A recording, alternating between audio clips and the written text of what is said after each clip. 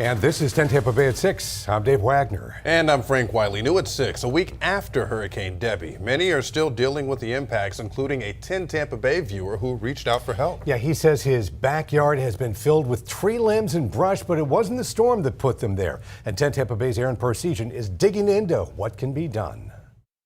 Yeah, a couple days after the storm, crews were thankfully able to restore power to this neighborhood, but look what they left behind. Pounds and pounds of debris in this backyard. They had to come down, and that's where they went, and that's where they've been staying.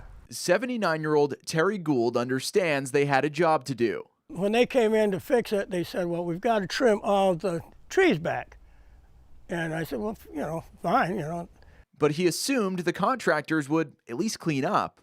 Why can't you just go ahead and take some of this stuff out? There's 3 big trucks out front. Instead, piles of branches and brush have been sitting here, some crushing a ginger plant. That's sentimental. He vowed his late wife Barbara he'd keep a careful eye on. I didn't think it was that bad till I walked over here. And then I saw that and I said, oh, wow, it's a good thing she's not here. If they were to cut down, it would just make sense to pick up what they cut down, right? That's called common sense, which is not common anymore.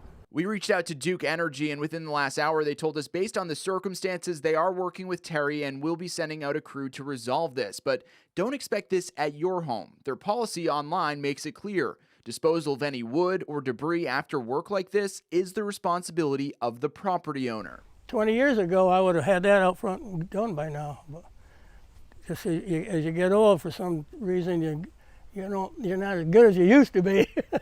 So. That's tough for an old Army guy to admit. And on a fixed income, he's not able to pay for someone to come bag it all up. I can't keep putting out $200-300 for stuff like this. I haven't got it. I live on $1,500 a month, and that's it. And the way prices are nowadays, good luck.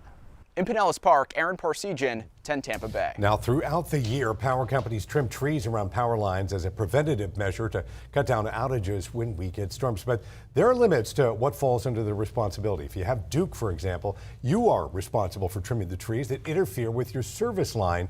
That is the line that runs from the pole to your home's meter. You can either call them to turn off the power to that line so you can trim it yourself, or you can ask to have a representative evaluate it. But there's no guarantee they will work on it.